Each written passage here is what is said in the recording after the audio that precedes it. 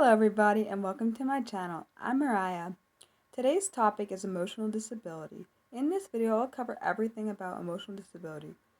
This video is research based. For the research in this video, I used 2 articles to gather information for this topic. Emotional disability used to be called emotional disturbance. It was changed to emotional disability in 2010. You will notice that I mention emotional disturbance throughout this video. The first article that I read was called Emotional Disability from the School Psychologist Files website. IDEA 2004 definition of emotional disability / emotional disturbance. A condition exhibiting one or more of the following characteristics over a long period of time and to a marked degree that adversely affects a child's educational performance. An inability to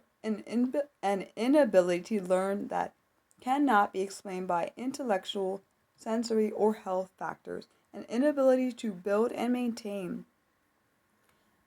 satisfactory interpersonal relationships with peers and teachers. Inappropriate types of behavior or feelings under normal circumstances. A general pervasive mood of unhappiness or depression. A tendency to develop physical symptoms or fears associated with personal or school problems. This term does not apply to children that are socially maladjusted, unless it is determined that they have an emotional disturbance. General characteristics of emotional disturbance versus social maladjustment. A student who receives special education services under the category of emotional disability has emotional problems of some kind that is adversely affecting his or her educational performance. Usually schools look at grades, discipline records, and performance on academic tests to quantify educational impact. In determining eligibility for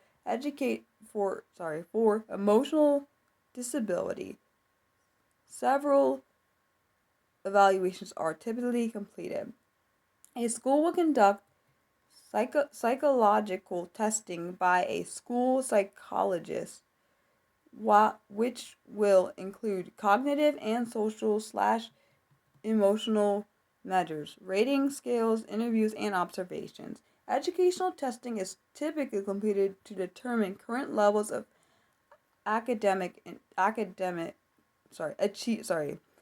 current levels of achievement in reading, writing, math, and other educational areas. Additionally, a social cultural evaluation or interview by a school social worker is typically completed with a parent to rule out environmental factors and obtain a developmental history. Often, the most difficult part of determining eligibility for special education services in this category is determining if a student has an emotional disability or social maladjustment. This chart below is by Bruce Bracken. He adapted it from the Social Maladjustment, a guide for differential diagnosis and educational options. The chart has three labels on the top, and the labels are behavior area, we have emotional disturbance, and socially maladjusted. So what I'm going to do is name off each of the behavior areas, and then I'm going to say how the difference between the emotional disturbance and the maladjusted, just so you know the difference between when you're looking if you think your child or anyone has an emotional disability. So for the first, so it's going to go, I think there are 18 behavior areas, and the first one is school behavior. And for emotional disturbance, we have unable to comply with teachers' requests, needy or has difficulty asking for help. Socially maladjusted, unwilling to comply with teachers' requests, truancy, and rejects help. The second behavior area is attitude towards school. For emotional disturbance, we have school as a source of confusion or angst, does much better with structure. For socially maladjusted, we have dislikes school except as a social outlet, rebels against rules and structure.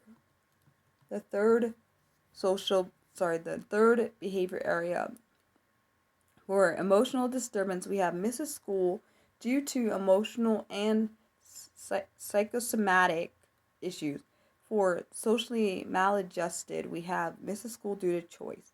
For the fourth behavior area, which is educational performance, we have uneven achievement impaired by anxiety, depression, or emotions. And for socially maladjusted, we have achievement influenced by truancy, negative attitude towards school, and avoidance. For the fifth behavior area, we have difficulty making friends.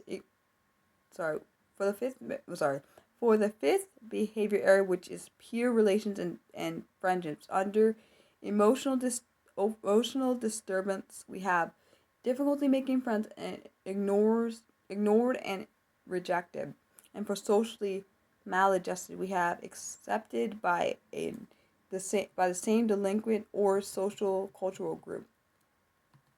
For the sixth behavior area, which is perception of peers, for emotional disturbance, we have perceived as bizarre or odd, often ridiculed. For socially maladjusted, we have perceived as cool, tough, and charismatic. For the seventh behavior area, we have under emotional disturbance, we have poorly developed, immature, difficulty reading social cues, and difficulty entering groups. For socially maladjusted, we have well developed and well attuned to social cues. I think this is the eighth behavior, and I'm sorry if it's not the eighth behavior area. We have interpersonal relations. For emotional disturbance, we have inability to establish or maintain relationships, withdrawn, and social anxiety. For socially maladjusted, we have many relationships within select peer groups, manipulative, lack of honesty in relationships. For the ninth or the 10th behavior area, we have interpersonal dynamics, and this is under emotional disturbance. We have poor self-concept, overly dependent, anxious, fearful, mood swings, distorts reality. Under social maladjusted, we have inflated self-concept. We have independent, underdeveloped conscious, and blames others, excessive bravado. I believe this is either the 10th or the 11th one for behavior area. We have lotus of disorder, and for emotional disturbance, we have affective disorder and internalizing. For socially maladjusted, we have conduct disorder, externalizing. Aggression. This is either the 11th or 12th one. For emotional disturbance, we have hurt self and others as a means to an end. For social maladjusted, we have hurts others as a means to an end. Anxiety. I believe this is the 12th or the 13th one. We have, for emotional disturbance, we have tense and fearful. For social maladjusted, we have appears relaxed and cool. Effective reaction, which is either the 13th or the 14th. We have, for emotional disturbance, we have disproportionate reactions but not under students' control. And for social maladjusted, we have little remorse, blaming, and non-empathetic. Actually, I'm sorry, I messed that up. For the effective reaction, it says intentional with features of anger and rage and explosives. I'm sorry, I was looking at the wrong section. For the 14th or 15th, which is conscience, under emotionally disturbance we have, we're more self-control and overly serious. And this is actually the one for conscience that I read it for. This is for conscience. Under socially maladjusted, we have little remorse, blaming, and non-empathetic. For sense of reality, under emotional disturbance, um, we have fantasy, naive, gullible, and thought disorders. Under socially maladjusted, we have street smarts, manipulates facts and rules for own benefit. Under for behavior area for developmental appropriateness. Under emotional disturbance, we have immature and regressive. Under socially maladjusted, we have age appropriate or above. For risk taking, under emotional disturbance, we have avoids risk and resists making choices. Under socially maladjusted, we have risk taker and daredevil. And the last one under this in this table is the last behavior area is substance abuse. For emotional disturbance, we have less likely and use individually. Under social maladjusted, we have more likely and peer involvement. For the second article I read, it was called Emotional Disturbance Fact Sheet from the Kansas State Department of Education website. Types of emotional disturbance, and sorry for that you hear that in the background if you heard anything. Types of emotional disturbance. Centers for Parent Information and Resources lists 6 types of emotional disturbance. We have, first one is anxiety disorder, then we have behavior disorder, conduct disorder, eating disorders, obsessive compulsive disorder, or OCD, and the last one is psychotic disorder. I hope you enjoyed this video. As always, I'm open to any suggestions you have for any future video topics. Please let me know what they are in the comment section below or on my Twitter page. My Twitter handle is @BurleyMariah. I can spell it for you. @BurleyMariah. The next topic will be on how would you describe your disability, and I already have 4 responses for this topic, but I would really like more if you're willing, and you can let me know what they are on my Twitter page if you want to, and I won't reveal any anyone's personal information if they tell me like their name. I won't say it on the video. I'll just say person 1, person 2, person 3, or put a initial like MB, like something M, like, or something, just to differentiate it, not to identify anybody, just so you're aware. I hope that everyone's continuing to stay safe. I want you to know that I'm praying for you, your families, in the world.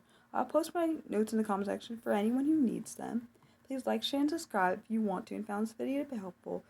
Feel free to share this video with anyone you think might need it. If you want to be notified for when I do any live streams or upload any new content, you're going to want to hit the bell icon and select all options under the bell icon. Thanks for watching. I love you guys. Bye!